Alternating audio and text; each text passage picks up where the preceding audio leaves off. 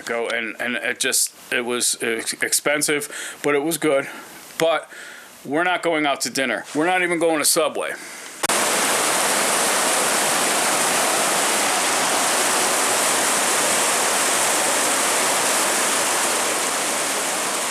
Hey everybody, this is Chris. I wanted to show you a collection that I have of Spike Jones. You know, I've talked about this before. A lot of these things break, you know. A lot of these things, most of these things, all of these things really, I've gotten for either cheap or for free. I was watching a video of Earth Day 1990. I posted it. It was my friend Peter filmed the concert at the Hat Shell, and it was, I remember I was there, April 22nd, 1990, and it was the 20th anniversary of Earth Day. It had just passed, and it was the 55th anniversary, but I don't think they had any events at the White House. I don't know, they probably just burned plastic at the White House, because that's fucking... and I thought about it. We were so... Maybe it was because I was, you know, in 1990, I was 21 years old. You know, maybe it was just because we were young. But, like, there was a feeling like, hey, we could turn this around, you know? And I don't think we could turn this around at this point. I'll just start off here with just a plain release here. This is just... Knock, knock, who's there? That's something you might have heard with Garrison Keillor's joke show. They had an annual joke show, and they would use that song. And here is, this is kind of cool. All right, so this is the Spike Jones promo disc, and this is a countdown to Christmas. This is generally when there was that song, All I Want for Christmas Is My Two Front Teeth, which was a big hit for them.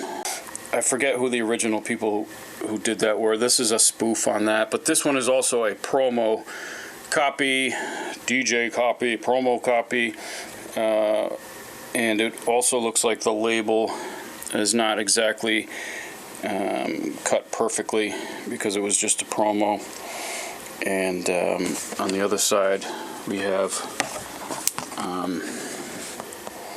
Yakuhula Hiki Dula, which is probably some type of Hawaiian song, and that's sort of not too, you know, culturally sensitive back in that day. I've turned gadabout. Just want to let you know. Pee Wee King.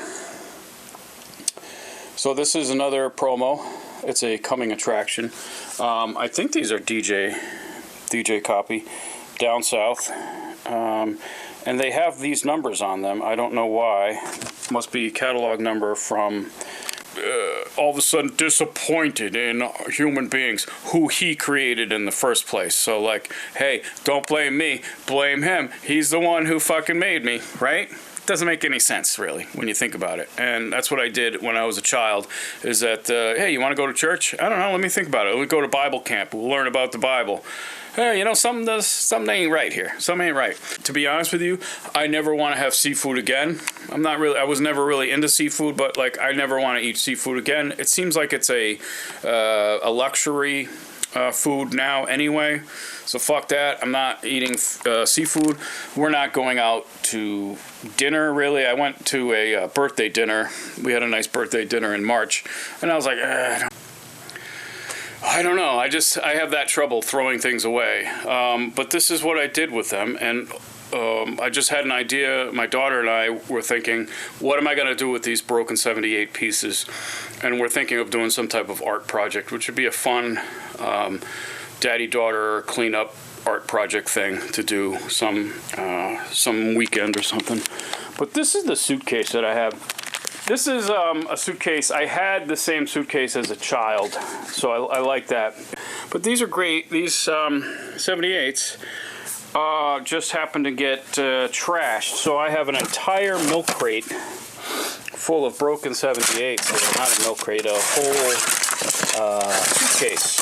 A suitcase full of broken 78s. You know, and it's not something I'm proud of, but it's something that happened. I just wanted to mention a couple things. First of all, this album here, Stand, it's just, you know, Sly and the Family Stone.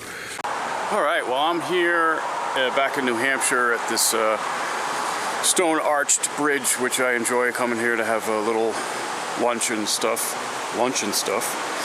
And I'm back here in glorious black and white HD because I found some strange markings on a rock, on a couple rocks here in this glacial boulder field that look like they've been maybe like a man-made sort of art thing. I guess this would be like some type of carvings in the rock. Now that I look at it, it doesn't look like anything.